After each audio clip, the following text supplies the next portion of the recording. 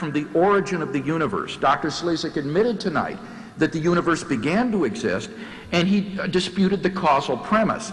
I gave two reasons, however, to support the causal premise. First, that it's an obvious metaphysical principle. And he said, well, what are the rules of your metaphysics here? Well, look at the two sub-arguments I gave for why it's obvious. I said, in the case of the universe, prior to the Big Bang, there's not even the potentiality of its being. But how could something become actual if there's not even the potentiality of its existence? And secondly, I challenged him to explain, if things can pop into being uncaused from nothing, why doesn't anything and everything come into being out of nothing? Why just the universe? I can't see any answer to these questions, and therefore it does seem to me we have good metaphysical grounds for thinking that it's impossible that things just pop into being like universes uncaused out of nothing. But secondly, this is all academic anyway, because I pointed out that the causal principle is a universally confirmed and never disconfirmed principle of empirical science, so that it does meet the very standards of proof as an empiricist that Dr. Slezak wants. So certainly I think we have more reason to believe that first premise than to deny the premise, and that therefore it is more plausible than not to believe that the universe had a cause of its existence, which was a personal, timeless, spaceless, and immaterial creator. Secondly, I argued from the fine-tuning of the universe to intelligent design. And here Dr. Slezak dropped his arguments about the equal improbability of any universe, or if the universe weren't life-permitting, we wouldn't be surprised. Notice what he as an atheist has to believe. He has to believe not only that the universe just popped into being uncaused out of nothing, but that when it did so, for no reason at all, it was inexplicably fine-tuned for the existence and evolution of intelligent life with a complexity and delicacy that simply defies comprehension. And I say, if that's the best shot that atheists has to offer, then let those who decry the rationality of theism be henceforth forever silent, because nothing could take more faith to believe than that. Thirdly, I argued about objective moral values. And here he simply said in his last speech, well, what do you mean by absolute and objective? I defined what I meant by objective, values that are binding and valid independently of whether anybody believes in them or not. And it seems to me that if God doesn't exist, then moral values aren't like that. They're just products of biological and social evolution. On the atheistic view, we're just animals, advanced primates, and animals don't have moral duties to one another.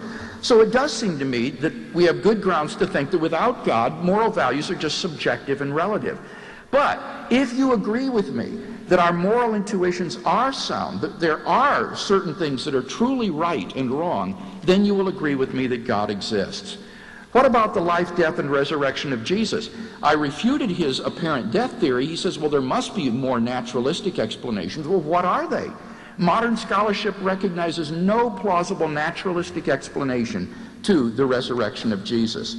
And finally, what about the immediate experience of God? He says, well, it could be delusory. Yes, it could be, but you need to give me an argument for that. In the absence of arguments for atheism, why should I deny the reality of my experience of God through Jesus Christ?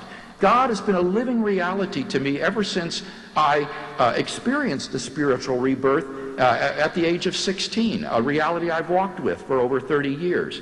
And I believe that if you will seek him with an open mind and an open heart, this is a reality that you can find in your life as well. Thank you.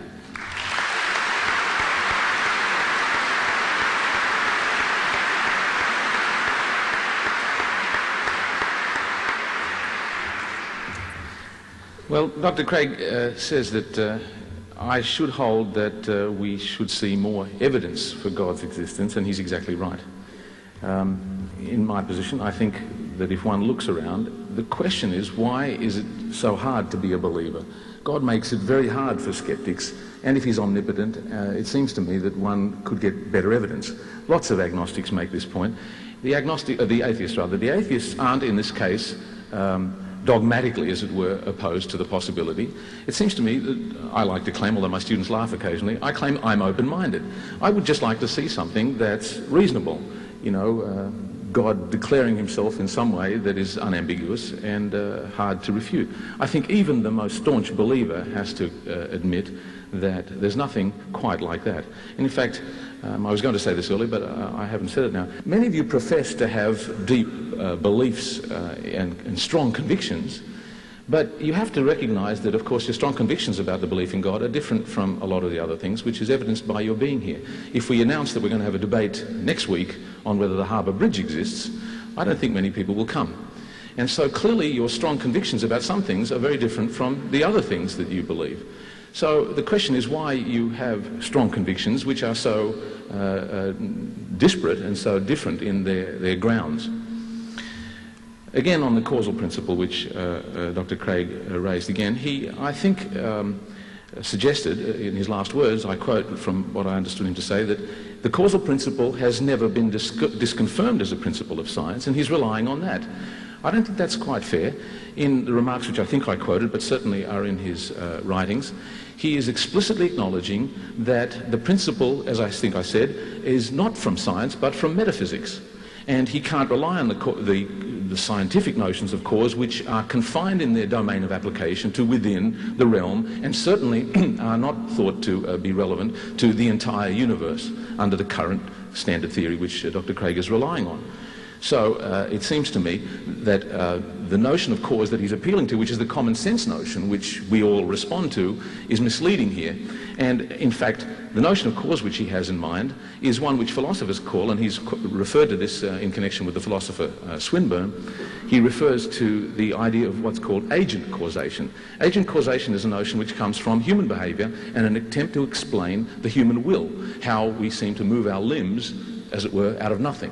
Well, even within the realm of human behavior, this is a questionable and, in fact, probably redundant notion, which is suspicious when it's thought to be in conflict with the ordinary scientific cause that we understand from within our science. And so, in fact, both Swinburne and Dr. Craig speak of the personhood, as we've heard him say, of the cause of the universe.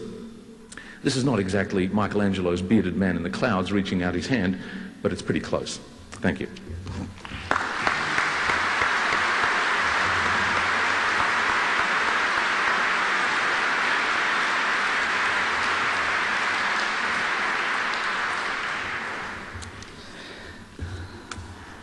Well, I must say that one of the only things I didn't enjoy about tonight was really seeing two people who are incipient friends of mine fighting in public.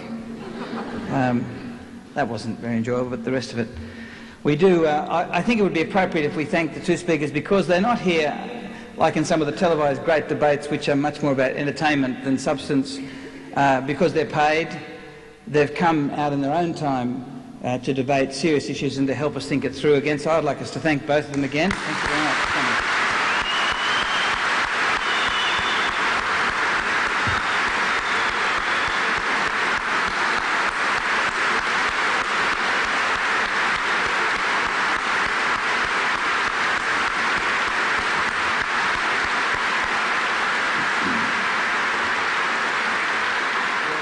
Thank you for coming. Thank you to the speakers, and have a good trip home.